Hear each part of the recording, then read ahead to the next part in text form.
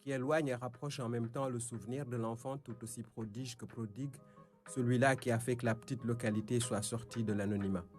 Toujours cette piste latéritique étroite par laquelle on arrive, ces cases, ces concessions qu'une palissade entoure, des gens simples baignant encore dans une vraie ruralité, des hommes restés de la terre et d'une terre qui a donné au continent l'un des plus grands défenseurs de son histoire tumultueuse. Dans les entrailles de ce baol des profondeurs dort un immortel par la qualité de son legs. Les pharaons qu'il a passé son temps à étudier ont rêvé de déité et d'éternité.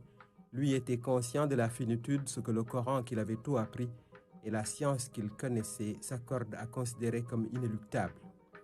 Il est parti à 63 ans, un âge que certains considèrent comme hautement symbolique.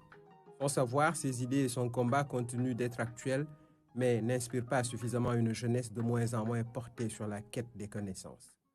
Cheikh Anta aurait pu être un marabout ou un paysan sur une terre anciennement tiède d'eau. L'école coloniale lui a donné l'opportunité de s'instruire et de se construire des arguments capables de déconstruire toute l'idéologie qui niait l'Afrique. La source, c'est Tiétou, hameau sans relief, sans bâtisse recouverte de marbre ou de faïence, sans édifice étagé qui dépasserait le minaret, comme ailleurs dans ces innombrables villages de migrants, de commerçants, de modou-modou qui ont bâti leur fortune en Europe. Qu'est-ce que Cheikh a-t-il rapporté à son terroir natal?